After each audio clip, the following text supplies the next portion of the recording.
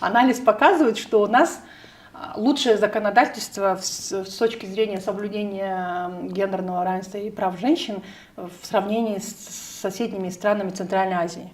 Но уже неплохо. Да, но третий год подряд мы признаемся, согласно международным исследованиям, признаемся третий год подряд самой небезопасной страной для женщины в Центральной Азии. Понимаете, то есть... Из-за чего случилось это противоречие? Почему так происходит? Потому что все остается на бумаге, к сожалению.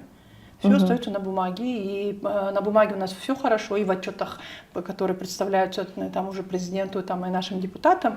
Вот, будучи омбудсменом, у меня очень часто были споры с нашими министерствами, которые действительно давали информацию, что все хорошо, мы все выполняем, отчеты красивые, а на деле это не так.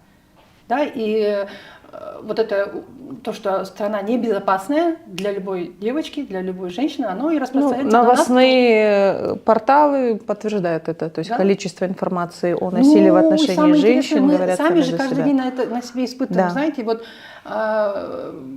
инцидент, да, обратно, если взять в прошлом году, да, мужчина начал на меня кричать, там, да, типа, женщина, я с тобой разговаривать не собираюсь, где мужчина, я только с мужчиной буду решать вопрос. И что делаю? Я подаю заявление на него, уголовного дела нет, потому что он меня не убил, не прибил, да, не изнасиловал.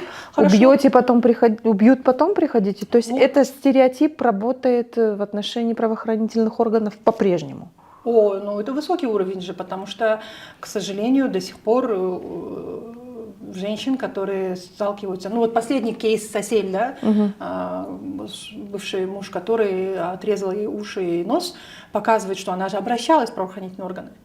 И самое худшее, что часть ее жалоб, которые дошли до суда, не все же дошли, некоторые прикрывались, а одна из которых дошла, был суд, и суд дал наименьшее наказание, не соответствующее реальным преступлениям, которые он совершил против нее, против совершенному насилию. Поэтому в правоохранительных органах это соблюдается. И худшее, знаете, даже вот на себе, что вот это с этим кейсом, когда я написала в милицию, это дело как административное нарушение, дошло до суда, встает женщина-прокурор, просмотрев видео, говорит, я не вижу состава правонарушения в действиях этого мужчины.